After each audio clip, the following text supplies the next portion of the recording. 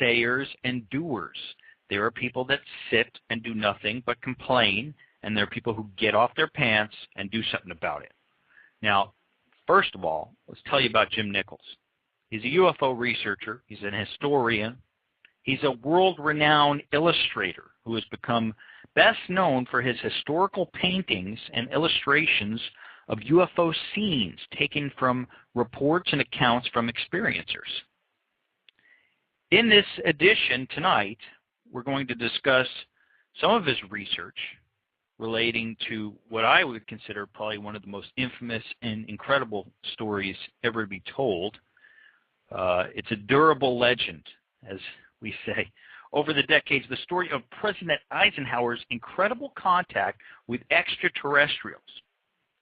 So let's get him on the horn here and find out how the heck a guy like Jim Nichols got sucked down this rabbit hole, because what an interesting guy. Hang on one second here. We have Jim Nichols on the line. Hello. Hey, Jim. Are you there? Can you hear me? We can hear you fine. How are you hearing us? Am I coming through okay? You're coming in perfect. You sounded good here, too. Well, I appreciate you saying that. Well, that's a good question. That's like, I appreciate what you just said, is trying to sort the genius from the loopy. Yeah. Well, let me ask you the first, Jim.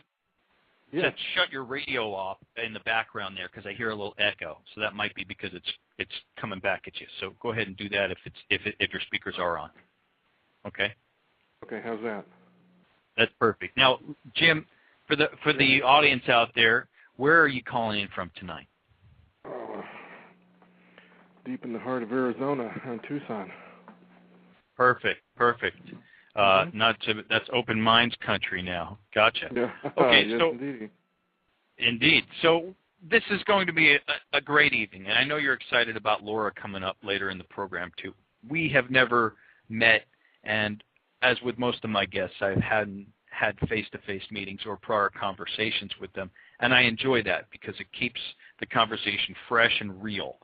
So I think the first thing to do is, I had a chance to watch some of your YouTube videos this week and some of your lectures, and people are just going to be fascinated by some of the stuff that's going on in your head. Let's start and give them at least a little background on who Jim Nichols is and how you, like I said, got sucked down this rabbit hole that you have to have a real thick skin for, called ufology.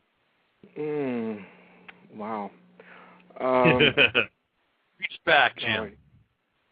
Where do I start? I think it all goes back to being a kid.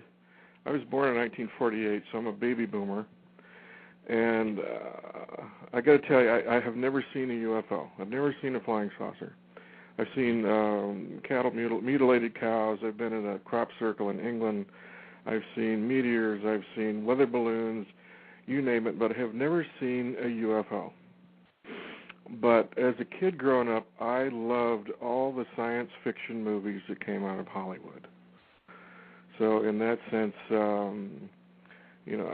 Earth versus the Flying Saucers, War of the Worlds, It Came from Outer Space, Forbidden Planet, I ate that stuff up with a spoon. Right. And all those incredible images are just locked in my mind. So when I got older, more like in my last year of high school, I decided I wanted to be an artist. And then from that, my artistry kind of evolved from that. I was drafted in '69 and spent 2 years in the Army, where I completed a correspondence course in commercial art. So, I carry around all this backlog of imagery in my head of flying saucers as a kid. Sure. So naturally, that I would want to express that later on, just for fun, actually.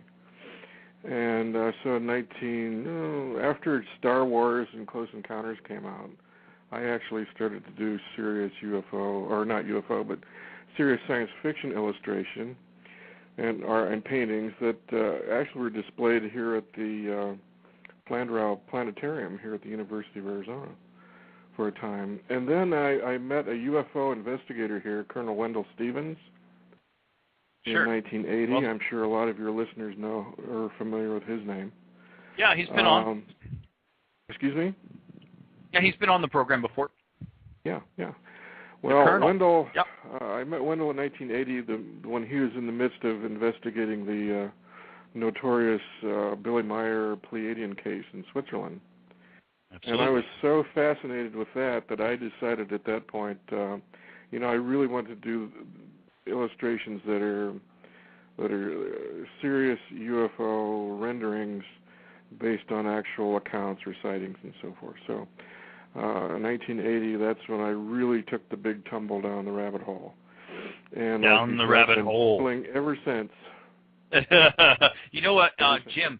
The only artist that I was ever familiar with, I think, growing up within ufology, was, I think his name was Steve Neal. Does that ring a bell? Vaguely, yes. Yeah, he used to do these big old sculptures, I think, of grays and things like that. But I don't even know if he's still around. But is there a place where people can look at your renderings and your drawings and things online? Sure. You go to JimNicholsUFOArt.com. Okay. And you can, fair enough.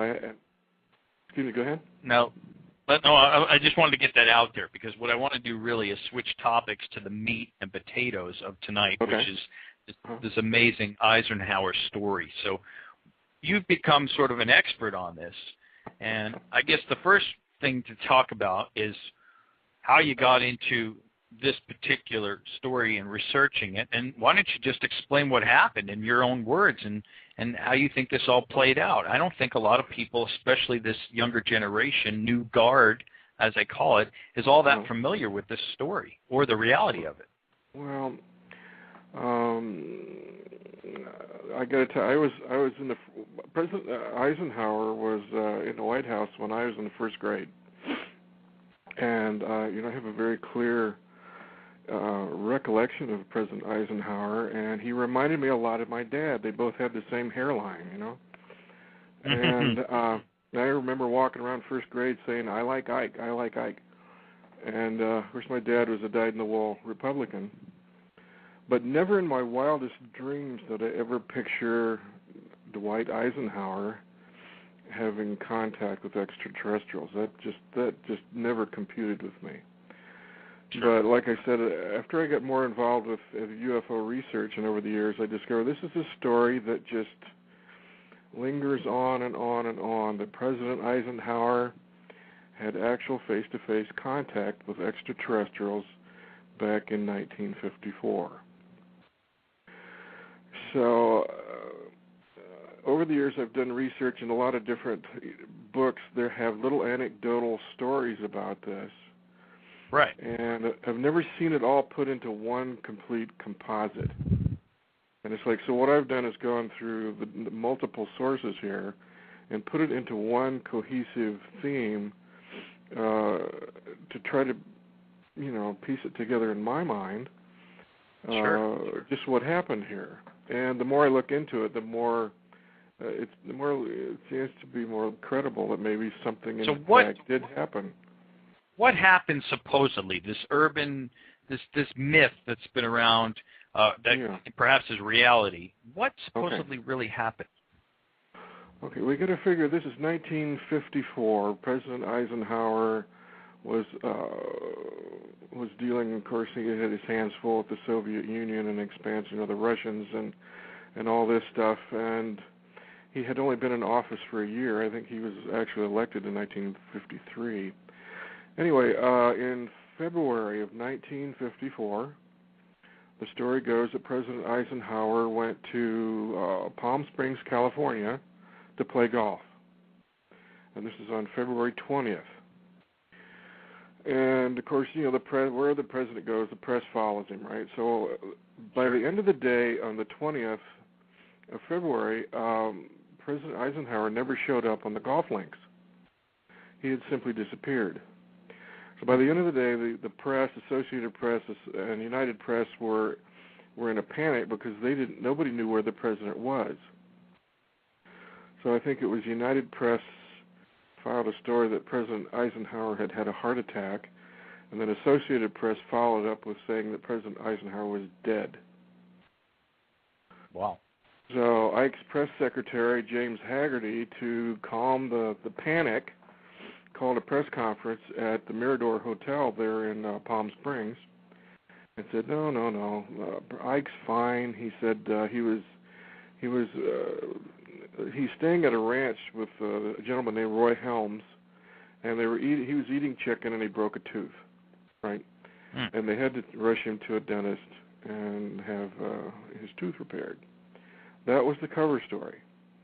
Now the legend, and I caution you, this is complete legend because there's no way to verify any of this, was that Eisenhower was spirited away for a prearranged meeting at nearby Edwards Air Force Base, which at that time was called Muroc, where he had a face-to-face meeting with allegedly at least two separate ET groups. And he was shown bodies, he was shown flying saucers, the whole enchilada, and under absolute secrecy. And allegedly, I think he was at the base, so the base was shut down for like 48 hours. Okay. Now, do we know where this story originally leaked from, as far as whether it's true or not? Who is responsible for breaking this story? For instance, Stanton Friedman is credited with really bringing Roswell to the foreground. Right. You got to give him credit for that. Okay. Who brought this one? Well, the bulk of this story can be found in a book by Bill Cooper called Behold a Pale Horse. Yep, familiar. And allegedly, Bill Cooper saw a briefing document while he was working with naval intelligence in the Vietnam War, which outlined this entire scenario.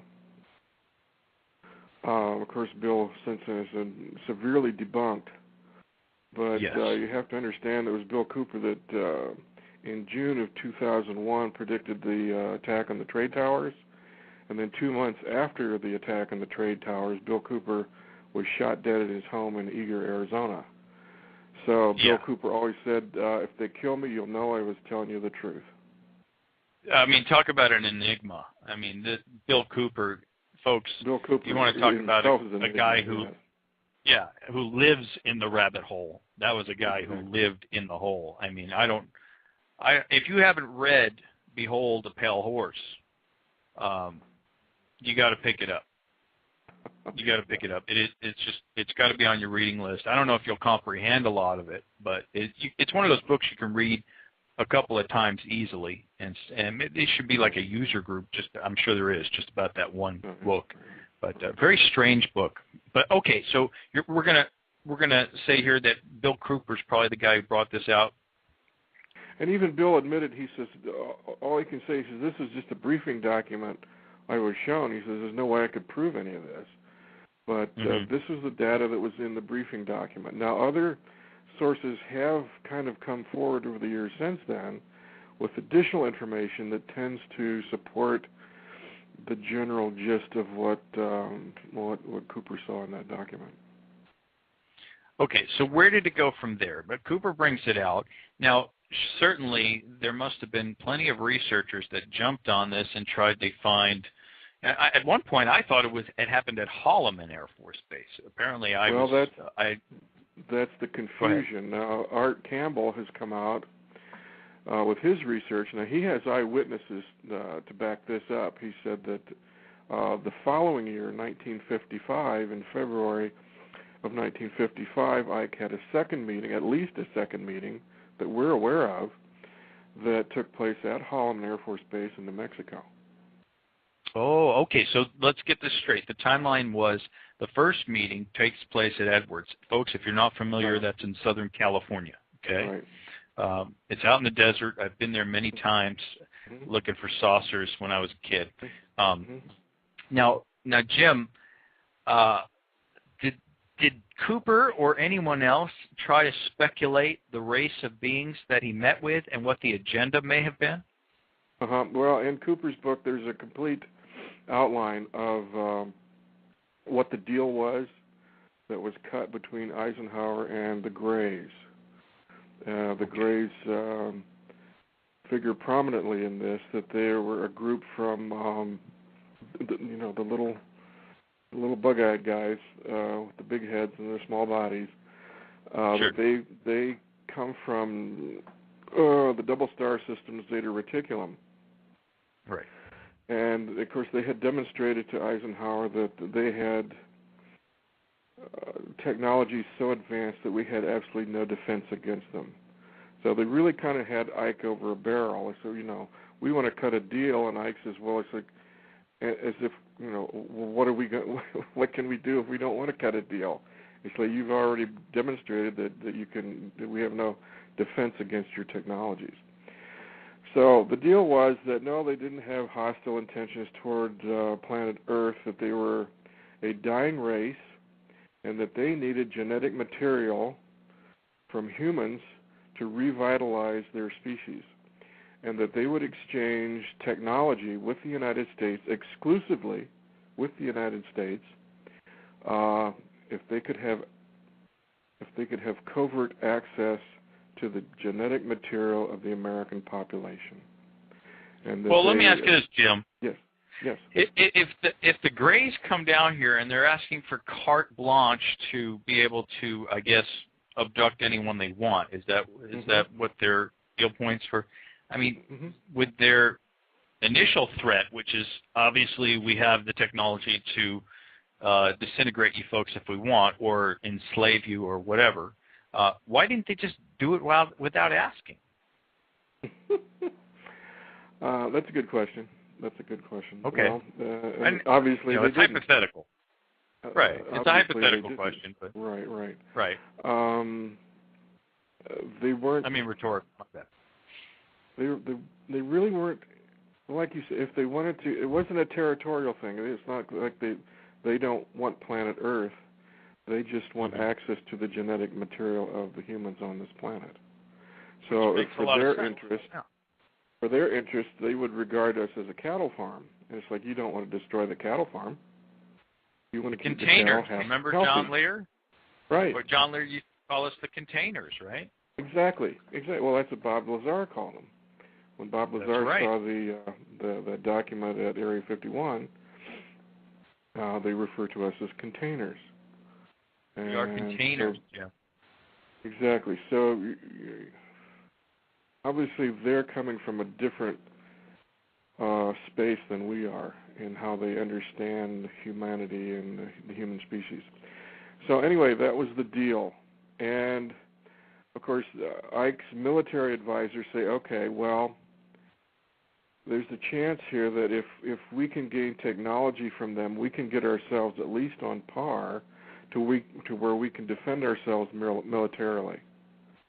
So that was the mentality. It's like, let's cut the deal, and we'll play the game and gain as much technological understanding from them as we can, and maybe we can get on par, or maybe we can have at some point have a military advantage over them, so we can get ourselves out from under this blackmail.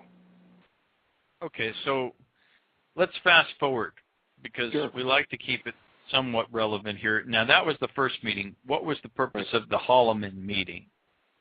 That we don't know.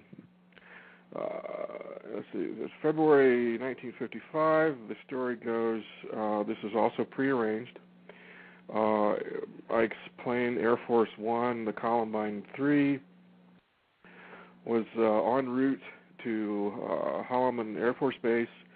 And just before it landed, the base commander ordered that all radar be turned off at the base. Ike's plane landed. It taxied to a deserted area of the tarmac. It was not met by base dignitaries. It was not met by a brass band. It just sat there. And after a few minutes, 3 flying discs approached the airfield. 2 hovered overhead on station. 1 landed. And as the eyewitness account goes, Eisenhower was seen alone disembarking Air Force One. He walked across the tarmac and climbed aboard the flying saucer and was on board that saucer for about 45 minutes. What happened during that meeting, we have no idea. This is fascinating, but this is recounted by Art Campbell via witnesses that he's spoken with, correct? Yes. Mm-hmm. Okay. And are these witnesses still alive? I believe so. And I think Art Campbell's site is UFO Crash Book. Okay. And I think you can access, it's a very lengthy account that Art Campbell has on his site. Well, folks, somebody drop a link in the chat room there for that, folks. But I guess my point is this. If I'm sitting here trying to wrap my brain about whether or not there's credibility to a story like this, okay, I'm thinking to myself, what could I reach back to that might support something like alien craft in the middle of the day landing at a major military installation? And one thing comes to mind. And the one thing that comes to mind is really impressive because it comes from a high caliber quality messenger. And the guy's name is, does anybody want to take a guess? Give me a shot. Who is it? I'm going to say it's Gordon Cooper. I'm going to say it's Gordon Cooper, one of the most respected astronauts and pilots in our country's history, an American hero, was on camera before he passed away talking about a sighting that he had at a military installation, I believe it was Edwards, where 3 discs landed. I believe it was 3. Either way, it doesn't matter. 3, 2, 6. They landed. He viewed it. It was videotaped. They were not ours. They were not ours. Okay, they weren't our technology. He knew this to be a fact. He was briefed on the situation. He never got a straight answer. All the data was collected and sent off to Washington, and it was never talked about again. But this wasn't something that he saw near the moon. This wasn't something that was fuzzy. It could have been A, B, and C. This was bright as day. Southern California sun, not a cloud in the sky, kids. Right. And did he say what year that was? I don't remember offhand, but I bet you somebody in the chat room knows. Okay. The point is if you're trying to back up a story like the Holloman or the Edwards landing, you could reach back to that as proof, because that's pretty interesting. That would be a cooperation to a certain degree. Right. Well, let's go back to the Muroc encounter. Allegedly, there's a British UFO researcher who was by the name of Lord Clancarty, and he claims that he interviewed an unnamed American test pilot who was actually present during Eisenhower's contact with the ETs. And he said the ETs demonstrated their paranormal abilities by disappearing right in front of President Eisenhower, causing him, and I quote, great embarrassment. So the ETs were demonstrating their abilities. They obviously understood quantum physics and could manipulate our reality in ways that we had absolutely no comprehension of. Which is basically known. I mean, anyone who's involved in ufology, who believes in the phenomenon, I don't know how you couldn't at this point. If you believe in the ancient astronaut theory, which I definitely do, go ahead and take a look at Giorgio Tsoukalos' work and many others, whether Von Däniken or whoever you choose to read up on. The point is that people of massive intelligence that were far superior in technological spirituality, years ahead of us, centuries, eons, whatever you want to call it, probably planted us here. I don't care if you think it's the Anunnaki, whatever word you want to put on them, it doesn't really matter. The point is that these beings obviously seeded us.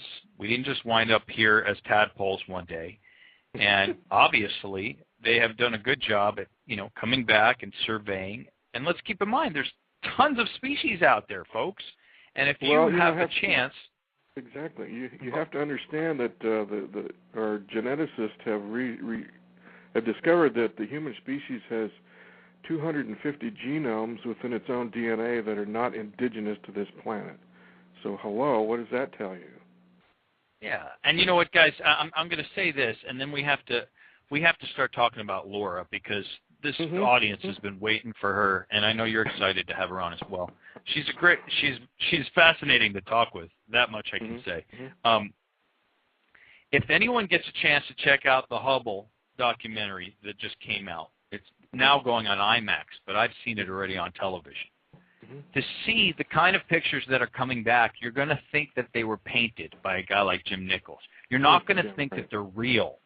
Go ahead and Google Hubble images, because you're going to want to make one of these beautiful things. They're angelic, if anything gets as close to that in my head, are these photographs.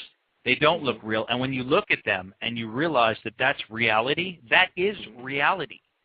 There is absolutely no way that you could not believe in the existence of extraterrestrials and that there is a universe teeming with life out there. And it is absolute ignorance to think otherwise. If you understand the basic premise of quantum physics, which is that the universe itself is a live, living, conscious entity. So then, that being the truth, then variations of life experience throughout the universe would be the rule rather than the exception, right? Absolutely. Now, Jim, so here you are. You're looking into these kind of things. You're looking into the Eisenhower case. You're a ufology person. You're meeting with experiencers. You're getting exposed to all kinds of information and stuff that's definitely left of center, just like I do each week. Some of it probably strikes you as a little over the top. Sometimes it's going to be dead on. And out pops this woman, Laura Eisenhower, on the scene recently. And it's really interesting. How did you feel when you first heard that she was here and she has this incredible story to tell about the fact that apparently she was wooed, or a group, a top secret black budget group, attempted to get her to join a Martian colonization program. And we're going to get her on as soon as someone's trying to get her on right now, apparently, but she'll be joining us soon. But how did you feel when you first heard about this?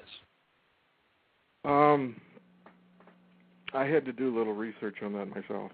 That struck me as a little off center. But going back, I looked at in fact, President Eisenhower in 1957 was there was a commission doing a study on the future of human population, and I'm sure you've heard of it. It's called Alternatives 1, 2, and 3. Sure. And this was commissioned during Eisenhower's administration, and they said that the planet couldn't sustain population much past the year 2000, and that the alternative 3 was the establishment of a base on Mars. And according to Bill Cooper, back to Bill Cooper again, he said that we did in fact launch a probe to Mars in 1962 and discovered that, yes, there was a breathable atmosphere there, and they said plans evolved from there to establish a permanent base on Mars. So along comes Laura Eisenhower and says, yep, that's for sure. So here we go. Well, yeah, here we go. And not just Laura Eisenhower, but then you have this Andrew Basiago. Yes. Yes. Coming out of the woods, too. Right. And here's a guy that doesn't sound kooky to me at all. And we're going to get him on the program when we can. But let me just explain to you, I met Laura on the radio, I don't know, about a month ago, right? And I told her this story sounds very strange. It sounds totally out of this world. People are going to rip you to shreds. Are you ready for something like this? And I got a bunch of mail saying you were too mean to her, you were too aggressive.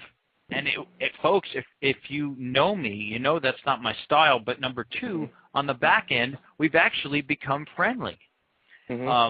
Offline, discussing things, and I told her, do you have the meat to back up a lot of these statements. She said she did. Now, first of all, I asked her, would you take a lie detector test? Mm-hmm. And she said she would. And I knew that people were going to attack the fact that whether or not she was related to Dwight Eisenhower in general. That has apparently been proven. And the folks that attacked her on that one, I can see that they've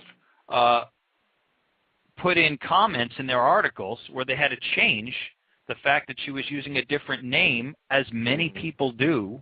Mm-hmm. Big deal. But they were so quick to say that this woman was lying about something.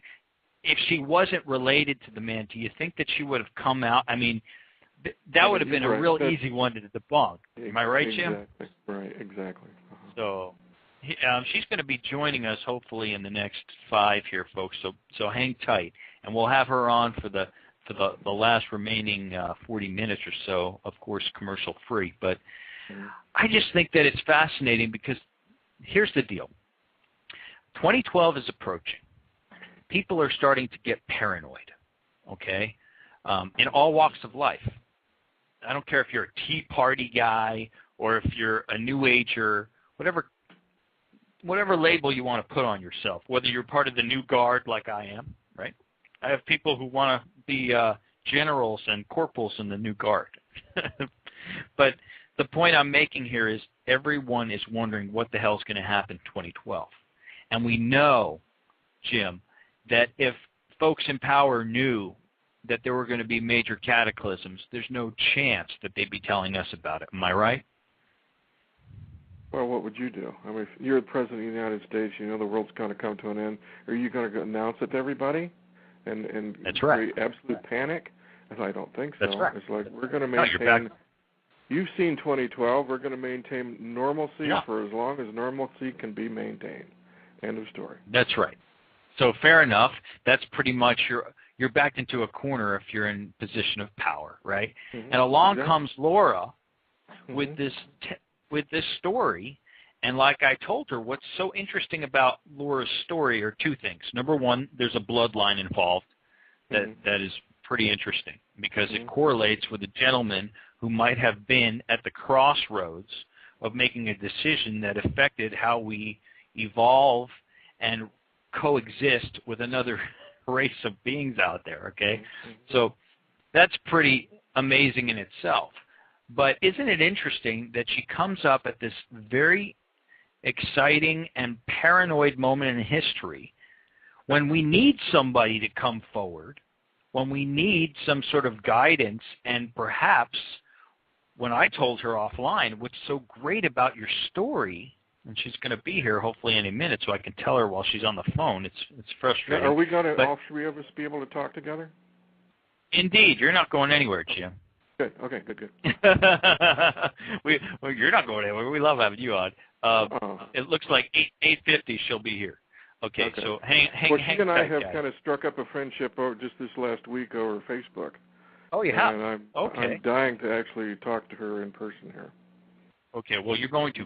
But getting back to our conversation offline, I said to her, Jim, what's amazing about your story, there aren't enough terrestrial-based stories that really good quality researchers can dig their heels into and try to get to the bottom of, because a lot of stories happen off-world. A lot of stories involve abduction and things that we can't comprehend and we can't have tangible proof of to put on a table and say, here you go, here's a hatch cover. But with Laura, I told her not only because of your bloodline, but because of the story that you're telling, there are people, there are names, there are folks that we can investigate, these quality researchers. I know some of them. You know all of them. And we can get to the bottom of this. We can subpoena these people. We can try to get to the bottom of whether there really is, number one, a secret program a la, like you said, an alternative 3-type situation going on, or has been going on. Well, you know, you can go online and look at the airplanes that NASA is designing to be flying on Mars. Did you know that? Well, NASA I didn't. How can people do airplanes that? to be used on Mars. So it's like that tells you there's an atmosphere already. Airplanes? Well, how can my audience look at that? just go do a subject search for Mars airplanes or NASA Mars airplanes. Airplane? So if people type in Mars airplane, somebody get that link in the chat. I got to see what that looks like. Mars airplane. It's a blue and white. It looks like a glider with the great big NASA emblem on it. Well, I know that the shuttle is being retired soon. No. This is not the shuttle. This is an airplane. Big, large-winged glider-looking airplane. Well, I can always say that in my heart of hearts, in my gut, which I've trusted forever, that I always believed that we were probably remnants of a possible Martian civilization to a large degree, at least a portion of our society. I've always kind of thought the flip side of that is that at one point actually at one point humans were interstellar space travelers and the Martians were actually us. So really? Stick that one in the bag and shake it up. Put that in your pipe and smoke it. The ancient Sanskrit texts talk about how we used to have space flight and atomic weapons. Okay. So this is not new. This is not new. Okay. This is a cycle that happens on this planet time after time. This chat room's great. Jim, hang on. Somebody posted the link you're talking about with these airplanes. Yeah. Guys, I got the phone lines open. If you want to ask Jim a question here, you know what? Let's take a call. I've been so bad at that. 917, you're on the air. Who are we talking with? Hey, this is Radia from the Big Apple. Hey there, NYC in the house. How are you? I'm doing great. I'm enjoying your interview. I just have to say that, I really believe that there is a Black Ops program because there's a great book called Science Fiction Fact by Nick Redgrave, and he talks about how science fiction and fact are merging, and he talked about how in the Reagan era, when E.T. was being premiered at the White House with Steven Spielberg, that while it was premiering, the president walked up to Steven Spielberg and whispered in his ear, you almost had the story right. That's how it happened. Ha, ha, ha. So I really believe that we most definitely have an underground type of Black Ops program that has been going on before the 1950s. Unbeknownst to the general public. Secondly, when you were talking about 2012 and people not being aware, well, in the regular media stream, they're always giving people truth along with fiction, but people don't pay attention because we are so brainwashed and programmed into entertainment that we don't pay attention. Now, what I mean by that is everyone knows in this forum that the governments of the world have collaborated together and have collected seeds from all over the world in some remote, cold place on the planet, called the 2012, seed bank.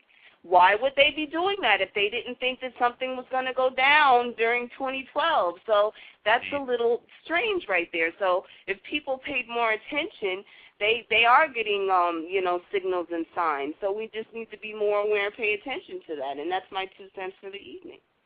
Well, first of all, your 2 cents is right on the money. Yeah, again, it really is. And your last call was right on the money, so you got to keep calling in, my friend, because we love having you call. Can I just Jim, add something to what you said? Please respond, Jim. This is really important. The government's policy since 1947, the government's public, and make sure this is their public policy, is that nothing out of the ordinary exists. That is the official stance of the government. But at the same time, since 1947, they have used the popular media with movies, television shows, magazines, paperbacks, tabloids. They have been giving you disclosure in your face since 1947, and from the day the Earth stood still until Avatar, you have been getting a steady diet of disclosure, and people don't realize that. Indeed, and what's interesting? My grandmother used to always say, you can hide information in plain sight. Exactly. The best way to hide information is in plain sight because American society is so occupied with consumerism and all of these other things, keeping up with the Joneses. There's this whole paradigm going on under the reality that people see with their own two eyeballs. And it blows my mind when I go to the movies or I read a book or I read a comic. They're literally laying out the foundation of what's cracking and what's going down. It's amazing to me. Exactly. Well, I mean, let's just say you're not only distracted with keeping up with the Joneses, but now you're distracted, caller, with survival in general. So it's even more dire, okay? That's right. Putting food on your table and making sure that your kids don't go homeless. So they've, I guess, one-upped that. You're right. Back in the Carter administration, he warned us about this and the consumerism issues and the hoarding and how we were so interested in just stuff instead of concepts and learning to get to know each other. In fact, everyone, it's one of the reasons I moved to Oregon in general, which is that people get to know their neighbors. Back in Southern California, you live on a street, or back in some of my other neighborhoods back east, nobody knew each other after years. Right. And you're all scared of each other. You're all scared of each other, and where are you getting your information? Where are you getting your information? You're getting it from your black box. You're getting it from your box. Right? So, caller, fantastic call, and I'm glad to have you again joining us. Please feel free. You're welcome anytime as a member of the New Guard, my friend. Much love to you both. Thank you. Likewise. Take care, NYC. Wow, you know what? She is a really smart woman, Jim. Well, she's paying attention. You know, it's just a matter of starting to pay attention and looking at what's being told to you, and you think it's just entertainment. It's not entertainment. Education.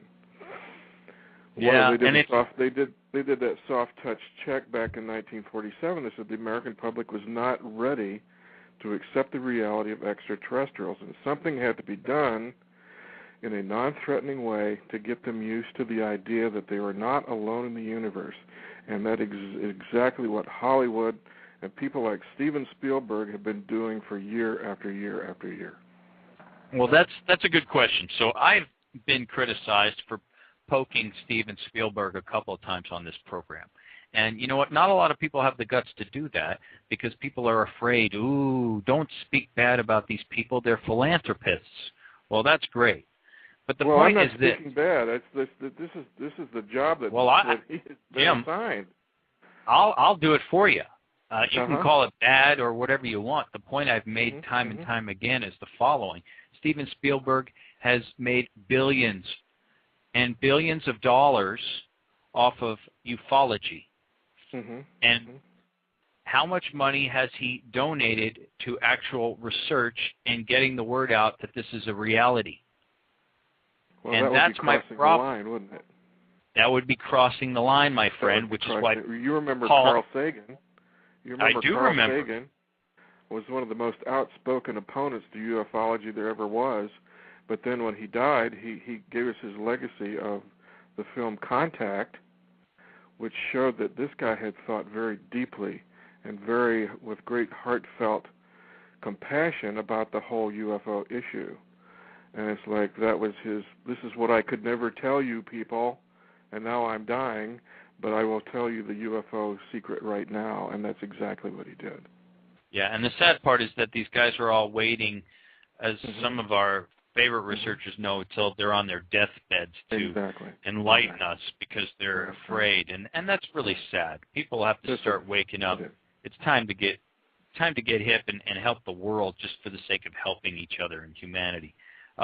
Jim, I'm being told by my producer that Laura is in the queue, so what we're going to do is take a quick break, and in about 2 minutes, we're going to be joined by Miss Laura Eisenhower. Excellent. Are you ready for this? I hope so. I hope so, too. Folks in the chat room, I hope you're ready for this, too. In about 60 seconds, Laura Eisenhower, don't go anywhere.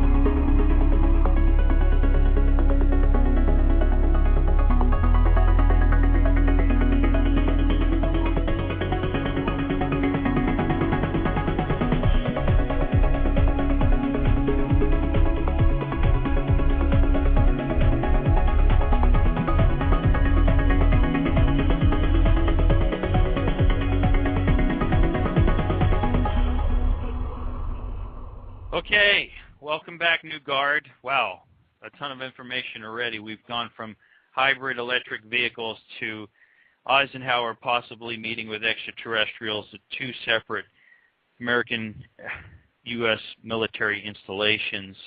And now, my friends, perhaps the person I'm bringing on is going to become a future spokesperson to represent a new guard, a new voice that we could certainly use some new blood in ufology and exopolitics.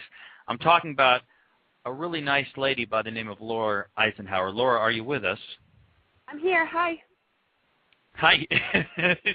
she just pops up. Hi. That's what I love about you. You're a very sweet person. Okay. You don't have an ego. You're just a very regular, down-to-earth lady with this amazing bloodline attached to you. I have to say, Laura, first of all, welcome to the program. But how does it feel to have suddenly become this sort of icon in ufology? Wow. In a way, I feel like I've been preparing for this my whole life.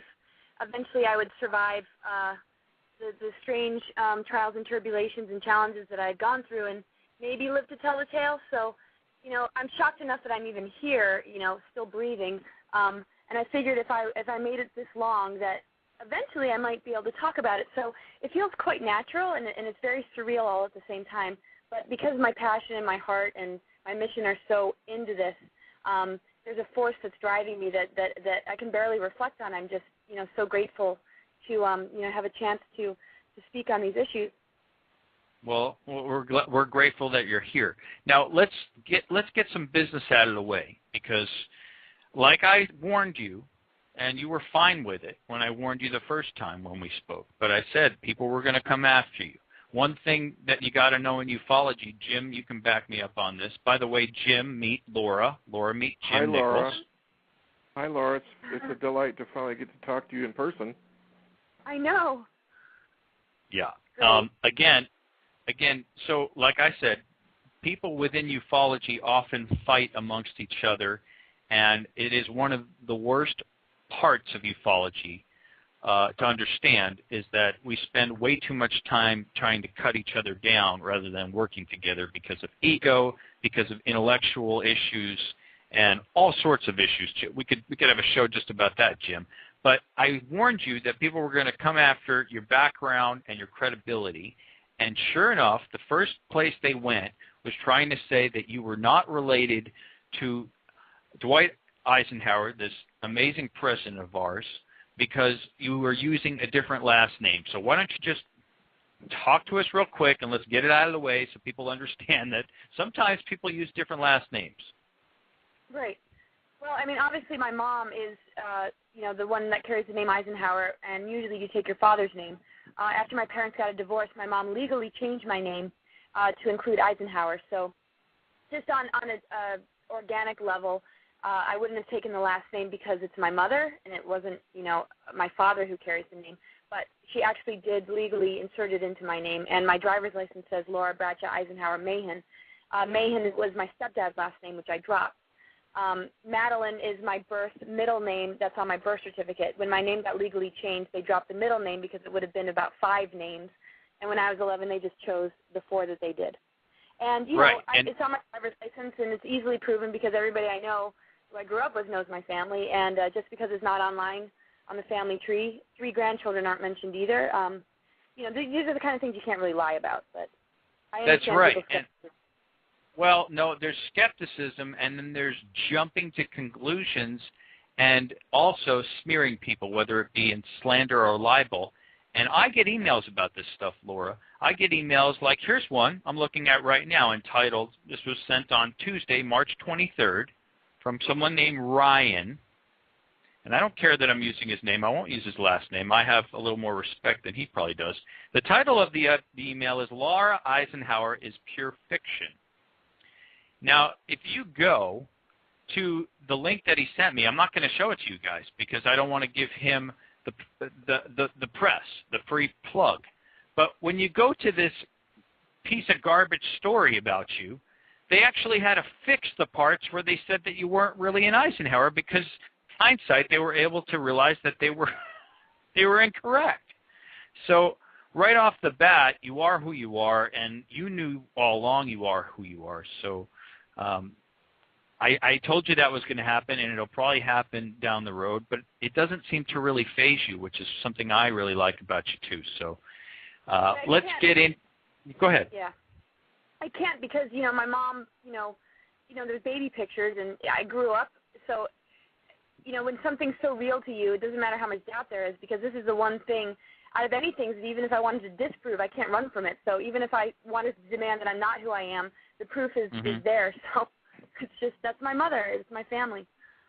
Exactly. And let's talk about, for instance, first of all, Laura, you came out with a story via Alfred Weber, and the story basically spoke about the fact that you were someone tried to coax you into joining a group, an organized group that was apparently either was financed through black budget or it was some sort of top secret entity that was colonizing or had already colonized Mars and wanted you to be a part of this group. If anything I'm saying is incorrect, let me know. You're right. Okay, so you came out with this story via Alfred Weber, and the rest is kind of history. Now, since that story broke, what kind of feedback have you gotten via email or via Facebook or in person? Have you gotten hate mail? Have you gotten support? Tell us what the ufology community has done so far. I would say I got more support than, negative backlash. I did check out a few threads and saw, unbelievable insults. And, that was pretty small compared to the amount of support that I got.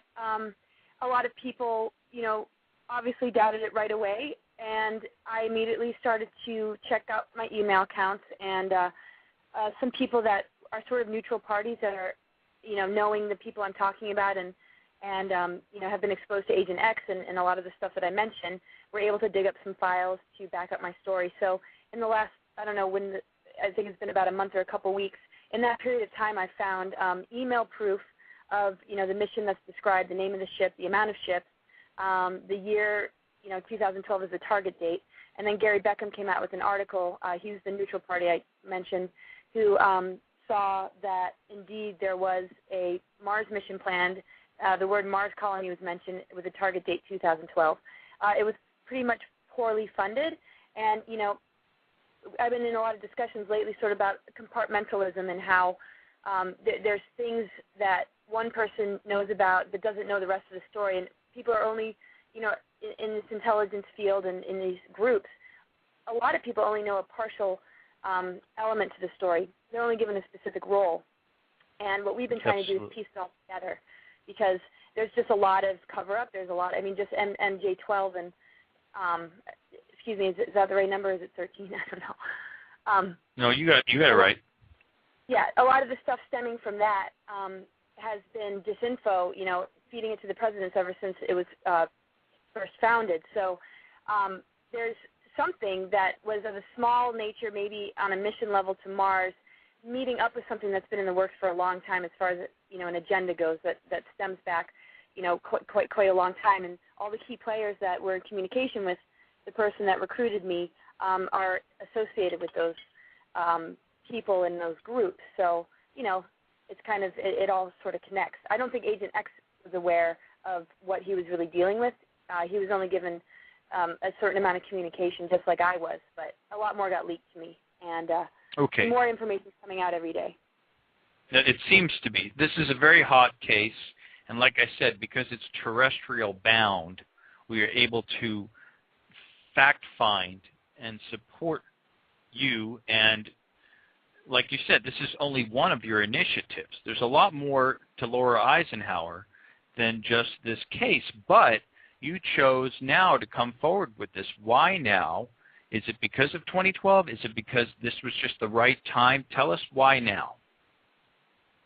Nobody's given me the time of day, really, until now. Ever since it happened, and even before this whole thing happened with Mars, ever since I was young, I had a strong awareness of the psychic weaponry and the psychotronic frequencies that were attacking me. And I had a clear picture of sort of the ancient game, and I just had a very, deep insight into what was really happening on a level that was hard to put into words. And when the Mars thing came along, I was able to sort of, organize my thoughts a little bit and kind of figure it out in practical terms, in political terms, in esoteric terms, and finally, like, everything has sort of come together. And I think that the reason there was no opportunity to really talk before now is because I was still working a lot out.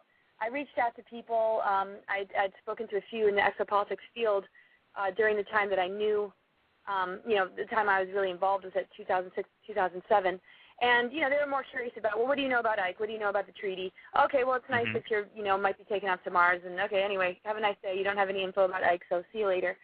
And I do. I have a lot of info, but I was in a lot of chaos, too. So I've always tried to say a lot, even before this happened. And now I guess it's shocking enough of a story to start to cause people to say, hey, we'll talk to you and interview you. And that's great, and I can understand. Before it was very vague and it seemed very out there, and this is really anchored into a story that is affecting all of us to the point where we can relate because we've heard other stories and other claims, by people like Andy and, Hoagland has been talking about Mars, and it's already out there. And so the doorway opened, and I walked through it when the opportunity came. But I had definitely been trying, but I wasn't pursuing it in an ambitious type of way. It was kind of, I gave it to divine energy, just, when the time is right, let nature move me forward when the time is right. And also, Laura, let's point out, and Jim, jump in anytime you like.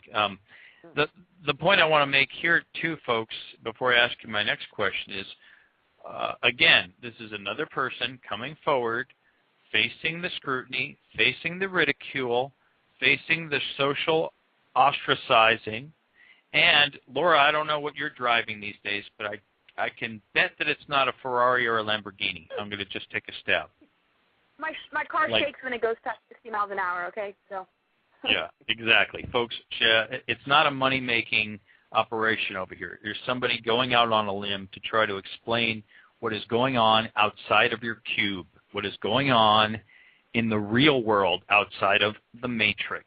So, Laura, I got to ask you this. What do we know about what is really going on Mars right now? Because there seems to be some other folks that can cooperate what you're saying pretty much. And people want to know, are there buildings there? Are there people there? Are there earthlings there? What's your gut telling you or what you know? Well, I really have been talking a lot to Andy and Saggio. I hope I said his name right.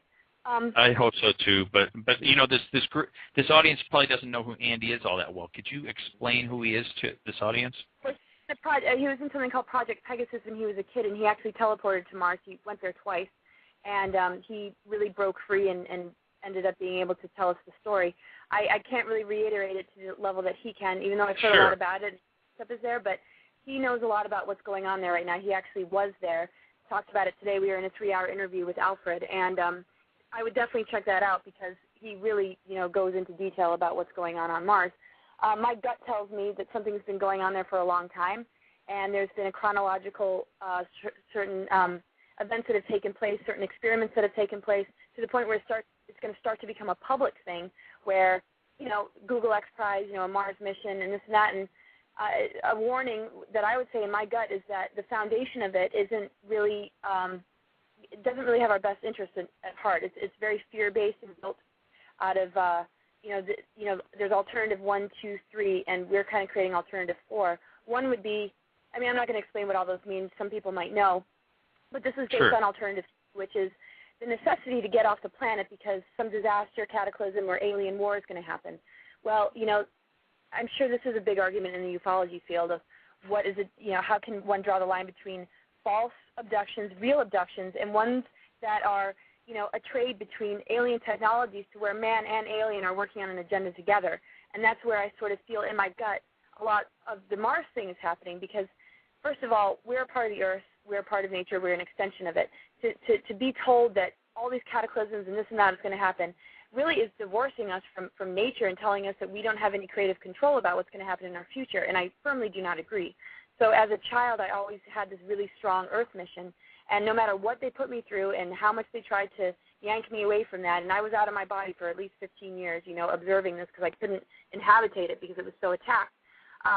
There was nothing that was going to make me let go of it and the truth that I know, and it stems way back. Well, hold on a second. Now, let me interrupt you there because you just said something that flew right past us, but it seemed to be quite interesting. Like you said, you've known about a lot of these things in your gut, and then you said that you were out of your body for a number of years. Explain that. Well, there was a certain amount of time when I was a child where I was, in a way, being prepared for what was ahead of me. There was a strong presence of just connection to Source or just the Christ energy or just even Ike himself really preparing me. I knew that I was in for a lot, and I was going through something very bizarre that I couldn't really tell my friends about. I wasn't having a normal childhood at all. And, some unbelievably strange things were happening in a good way, but something was telling me, you have to hold on to this, you have to hold on to this because they're going to yank it away. And it wasn't really a voice, it was my intuition. It wasn't like I had voices in my head. I mentioned this before, I disappeared into the wilderness for a couple of years to make sure that I wasn't being controlled and that I was listening to my own thoughts and not some chip or some command that, this is your mission or, I really tried to keep my being clear. But yeah, I knew I was in preparation for something. And then it kind of hit me like, I don't know if you could call it attack. I went into some sort of like underworld or like I fell off the face of the earth and I was out of my body going through all these different things, tearing through dimensions, blockages, obstacles, archetypal dramas and games and facing all these things in the physical world while I was on a sort of metaphysical or ethereal just blasting through all sorts of things that seem to be standing in the way of the positive agenda, having a grounding and a basis for potential manifestation. And, I didn't think at times I could survive it, but I stuck with it. And I just felt at the end of the day, especially when this Mars thing came along, I could tell that they were the people or the organization behind, some sort of electronic harassment or some sort of mind control. People in my life, especially partners, acted robotic and like at a flip of a switch, they would all of a sudden, be trying to control me or just this or that. So what I concluded is that my Earth mission was trying to be yanked off of Earth. Something was trying to destroy my ability to make it happen. And I wrote it out until they kind of got exhausted with me. And finally, when I broke free of the Mars thing and their plan to have a mate, sort of fall in love with me and kind of take me, let's go to Mars, that didn't even work. It's kind of like, okay, I felt like there's no more agendas really left. I mean, unless they have plan E or F, which I'm always prepared for. Sure. A lot of it was just keeping me out of my body, making sure I couldn't ground my information, ground my mission, ground even my essence, and it has a lot to do with the feminine energies that have been overtaken and repressed and controlled for thousands of years. And now, Laura, let me jump in here because there's a lot there, and we've talked about this offline. Well, let's let Jim jump in first. So, Jim, you go first. Yeah, Laura. In my research about your great-grandfather's involvement with the extraterrestrials in Muroc in 1954, that Ike was kind of backed into a corner where he had to make a deal with extraterrestrials that did not have the best interest of the human race in mind, and that Ike was, in a sense, in not a guilty sense, and not to put Ike in a bad light, but he inadvertently sold us out, and that Ike could never tell us about that, and that Ike was struggling to reveal that to the American public when he left office and made his famous speech to beware of the military-industrial complex. And I suspect that was because Ike knew who was really behind the military-industrial complex and what their goals were for the United States and for the population of this planet. Do you have a sense that what you are doing is to kind of help further Ike's desire to get us detached from that negative agenda? Absolutely. So, yeah, I mean, I mentioned the feminist part, and that's a whole other deal. But it does connect in the fact that it's very odd that I was born into a family where I kind of feel like I was born into a problem, but I also carry the antidote for the solution in a way. Exactly. And I know that he made some decisions and some agreements he was probably put in a very awkward position. And president, at the same time, you don't have ultimate power and control. You're dealing with a lot of other people, anxious other people, and third, there's a level of intimidation.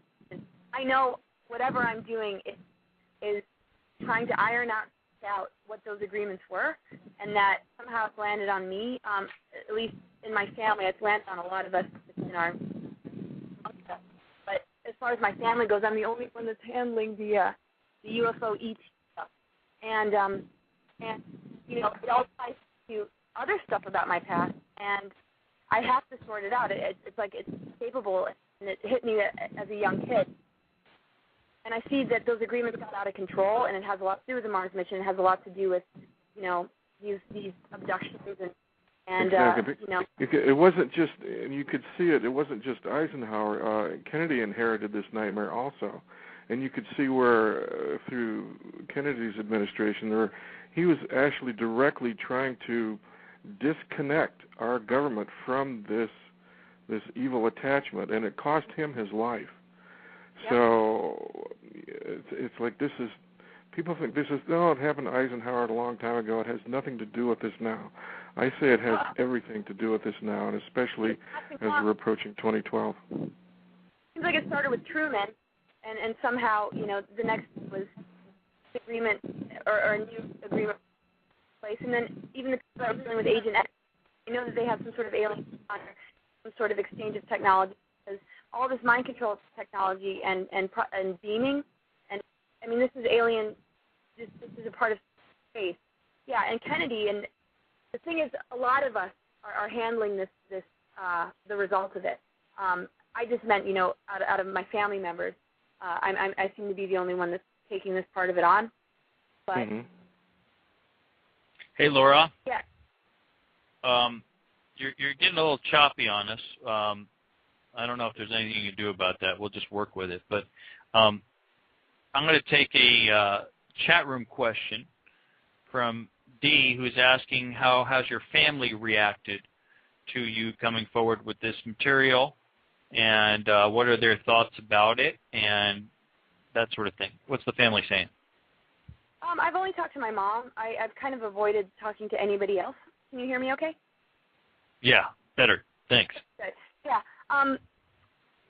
It's very difficult because they don't know the stuff that I know. It's not like they're hiding anything or they were a part of it. This is something that I kept to myself and dealt with on my own. But I think they respect the fact that it does relate to carrying on the mission and legacy to set us free and bring us to justice and awaken people to the fact that we're equals. And a lot of the concepts that I talked about. And similar to Carl Sagan being on his deathbed, Eisenhower couldn't say this stuff until he left office. So obviously there's something that was tied into the level of control that he was under that many feel that keep them from being able to tell the truth. And see, I don't care what happens to me. I'm doing this regardless. I'm sort of fearless about it. And I care, obviously, but I'm not worried about it. I'm not programmed to be fearful about what we need to do to get beyond this. And so in that sense, I feel like I have some family respect for that because they know I'm not doing it just to get attention or to, throw out some crazy story, because they certainly do not really connect with it or really understand the depths of it and the roots of it. And maybe they do, but it's not part of our discussions.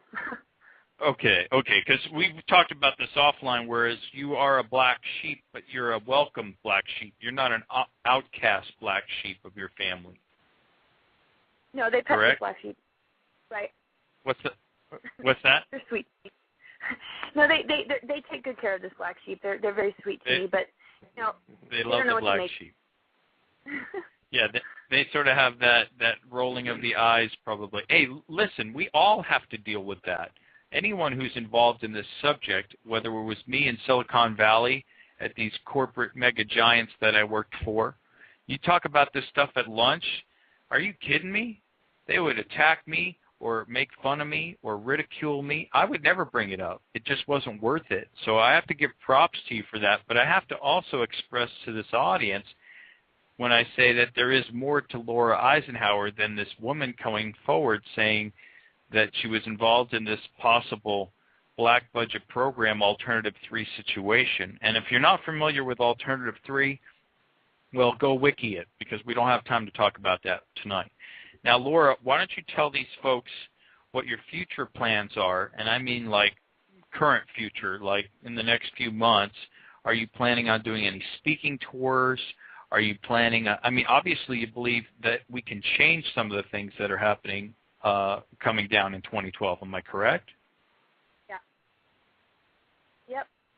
The thing that I definitely know about me, at least, is every cell in my body and anything that is my true nature feels coded or aligned to know what to do. It doesn't mean I have it all laid out in a plan, but it's sort of, I'm in surrender mode.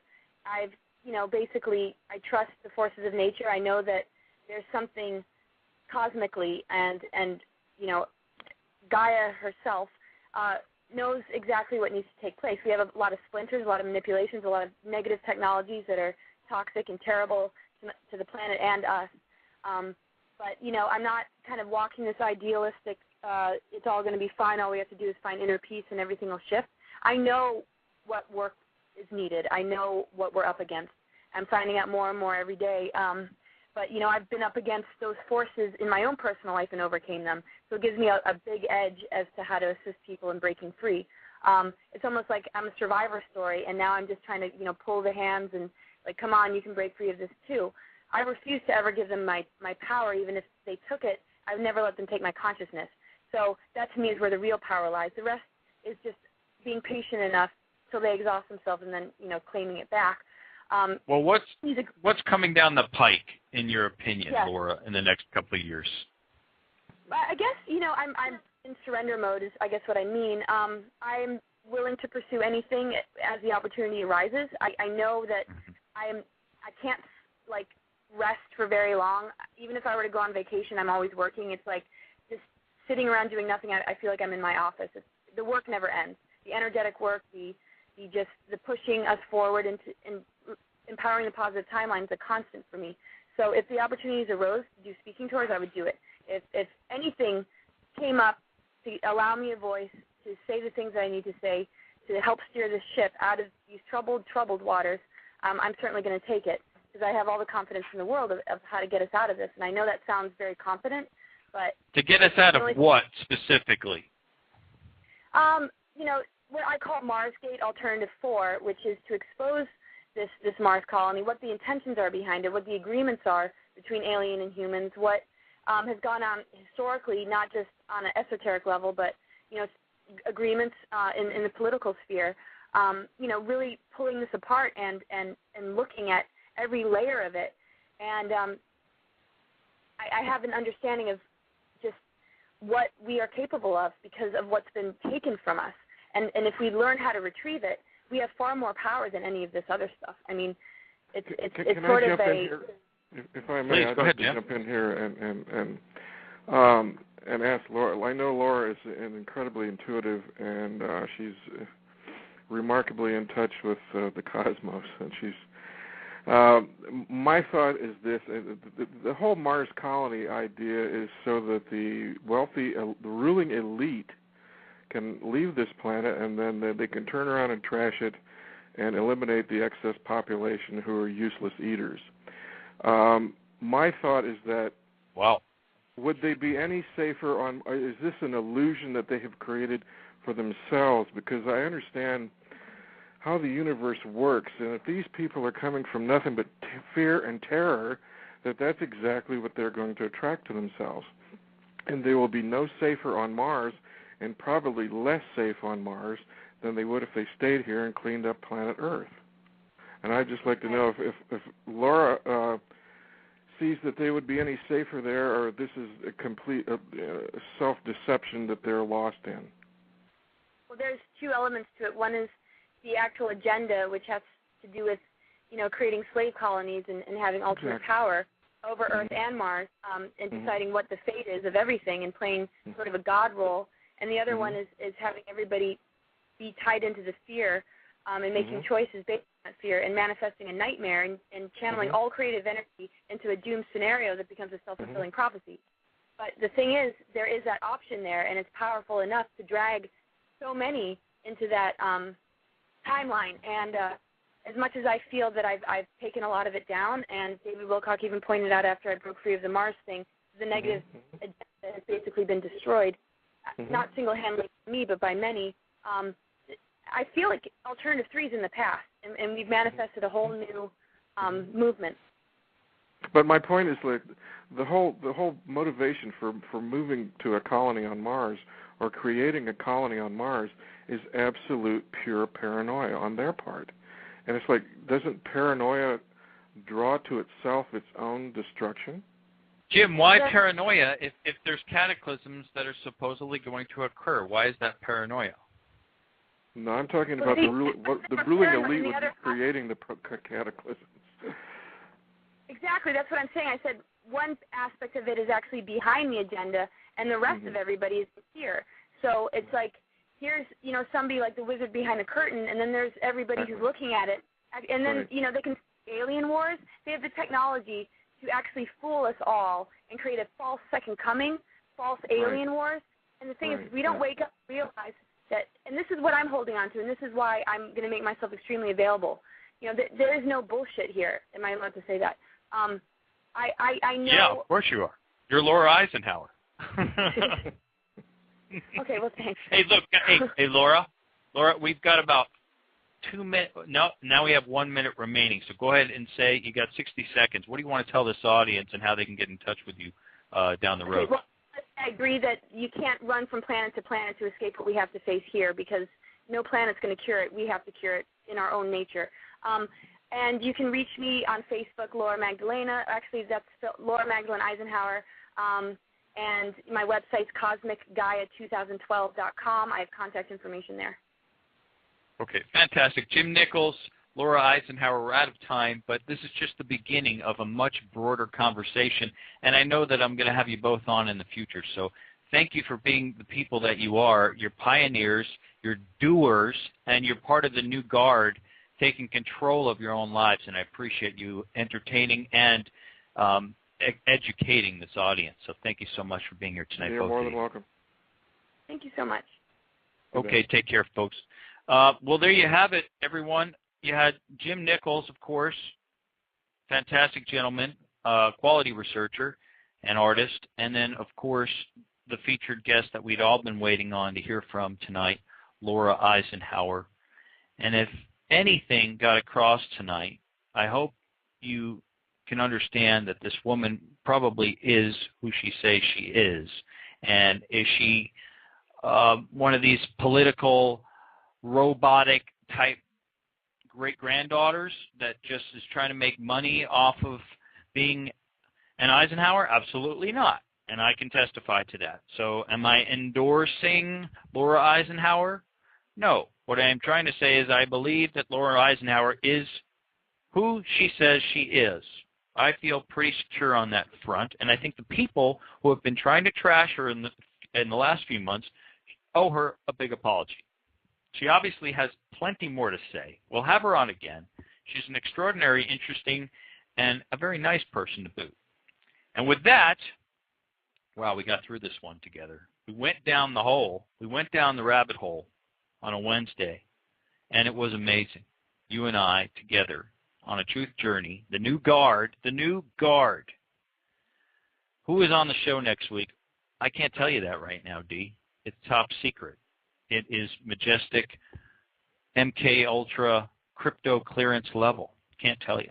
Folks, UFOnaut Radio, produced by the amazing Tim Crawford, associate producer Michael, the bookworm Coker. I'm your host, your humble host, Jesse Randolph. Thank you so much for being here tonight. As always, catch us on Facebook, UFOTV.com, the mega hub for all your video and your multimedia needs in the paranormal, ufology, exopolitics regions. Have a fantastic week.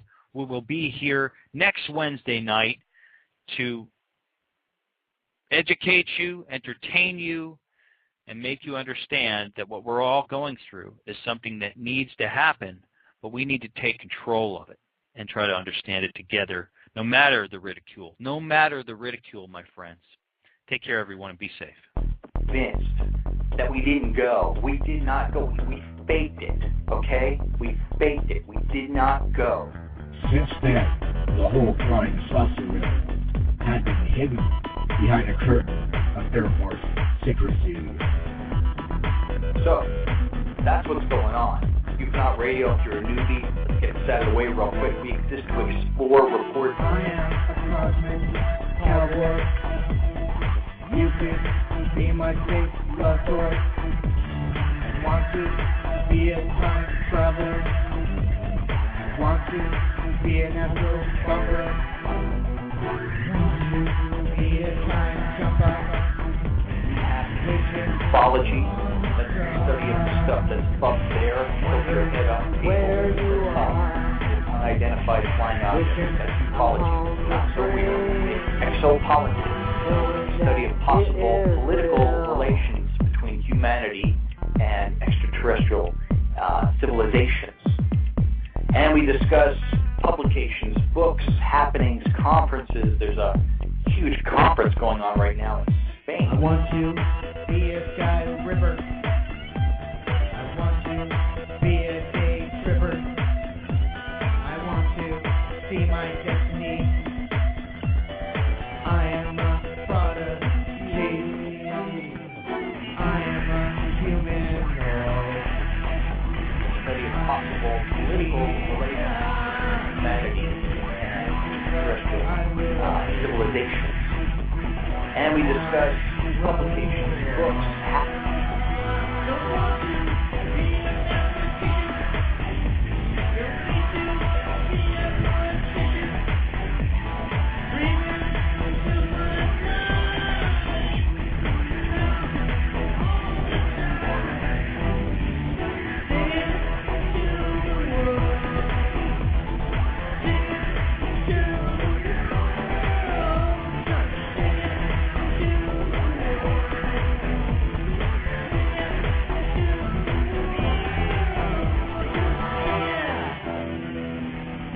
A lot of emotion in people, this subject. They get very passionate either way.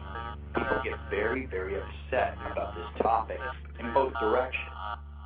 So I said to Tim last week, look, we got to put some people on hold here, and we got to get a moon hoax specialist, not just some guy that goes on Larry King or floats on Coast to Coast once in a while. I'm talking about we have to get, like, the quintessential guy. I don't care where he is.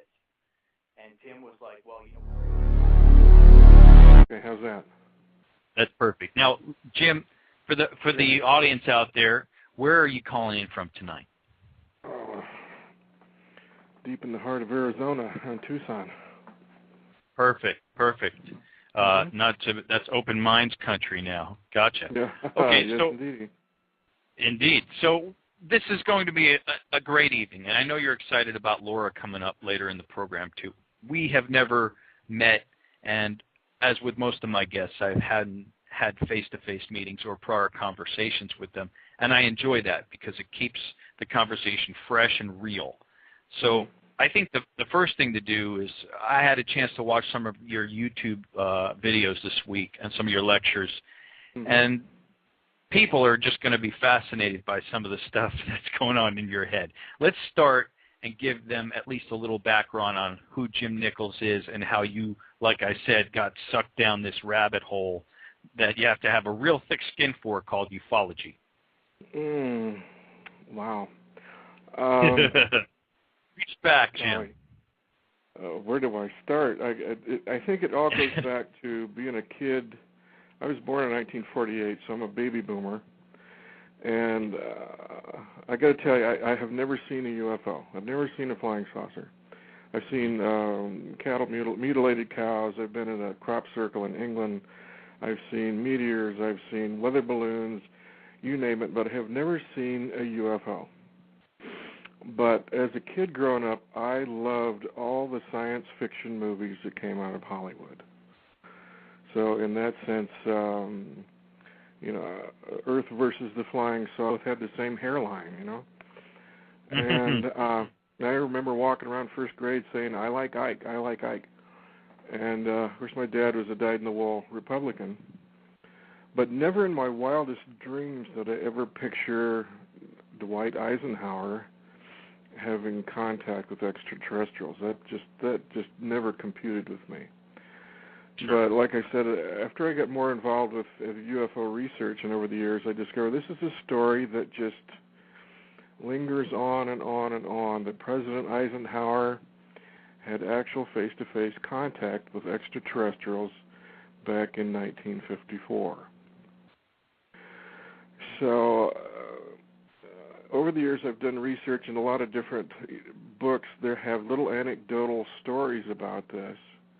Right. And I've never seen it all put into one complete composite. And it's like, so what I've done is gone through the multiple sources here and put it into one cohesive theme to try to, piece it together in my mind. Sure. Just what happened here. And the more I look into it, the more it seems to be more credible that maybe something in fact did happen. What happened supposedly? This myth that's been around that perhaps is reality. What supposedly really happened? Okay, we got to figure this is 1954. President Eisenhower was dealing. Of course, he had his hands full with the Soviet Union and expansion of the Russians and all this stuff, and he had only been in office for a year. Sayers and doers. There are people that sit and do nothing but complain, and there are people who get off their pants and do something about it. Now, first of all, let's tell you about Jim Nichols. He's a UFO researcher. He's an historian. He's a world-renowned illustrator who has become best known for his historical paintings and illustrations of UFO scenes taken from reports and accounts from experiencers. In this edition tonight, we're going to discuss some of his research relating to what I would consider probably one of the most infamous and incredible stories ever to be told. It's a durable legend, as we say. Over the decades, the story of President Eisenhower's incredible contact with extraterrestrials. So let's get him on the horn here and find out how the heck a guy like Jim Nichols got sucked down this rabbit hole, because what an interesting guy. Hang on one second here. We have Jim Nichols on the line. Hello. Hey, Jim. Are you there? Can you hear me? We can hear you fine. How are you hearing us? Am I coming through okay? You're coming in perfect. You sounded good here, too. Well, I appreciate you saying that. Well, that's a good question. That's like, I appreciate what you just said, is trying to sort the genius from the loopy. Yeah. Well, let me ask you the first, Jim. Yeah. To shut your radio off in the background there, because I hear a little echo. So that might be because it's coming back at you. So go ahead and do that if your speakers are on. Okay. Illustrations that are serious UFO renderings based on actual accounts or sightings and so forth. So in 1980, that's when I really took the big tumble down the rabbit hole. And down the rabbit hole. Ever since. You know what, Jim, the only artist that I was ever familiar with, I think, growing up within ufology was, I think his name was Steve Neal. Does that ring a bell? Vaguely, yes. Yeah, he used to do these big old sculptures, I think, of graves and things like that. But I don't even know if he's still around. But is there a place where people can look at your renderings and your drawings and things online? Sure. You go to JimNicholsUFOArt.com. Okay. And you can, fair enough. Excuse me, go ahead. No, I just wanted to get that out there, because what I want to do really is switch topics to the meat and potatoes of tonight, which is this amazing Eisenhower story. So you've become sort of an expert on this, and I guess the first thing to talk about is how you got into this particular story and researching it, and why don't you just explain what happened in your own words and how you think this all played out. I don't think a lot of people, especially this younger generation, new guard, as I call it, is all that Well, familiar with this story or the reality of it. Well, I got to tell you, I was in the President Eisenhower was in the White House when I was in the first grade, and I have a very clear recollection of President Eisenhower, and he reminded me a lot of my dad. They both, there's War of the Worlds, it came from outer space, Forbidden Planet. I ate that stuff up with a spoon. Right. And that all those incredible images are just locked in my mind. So as when I got older, more like in my last year of high school, I decided I wanted to be an artist. And then from that, my artistry kind of evolved from that. I was drafted in '69 and spent 2 years in the Army, where I completed a correspondence course in commercial art. So, I carry around all this backlog of imagery in my head of flying saucers as a kid. Sure. And so naturally that I would want to express that later on, just for fun, actually. And so after Star Wars and Close Encounters came out, I actually started to do serious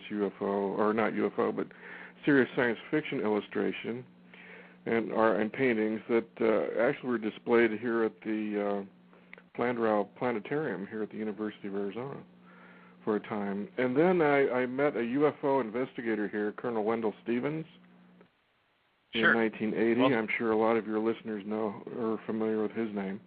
Yeah, he's been on. Excuse me? Yeah, he's been on the program before. Yeah. Well, Wendell, yep. I met Wendell in 1980 when he was in the midst of investigating the notorious Billy Meyer Pleiadian case in Switzerland. Absolutely. And I was so fascinated with that I decided at that point, I really wanted to do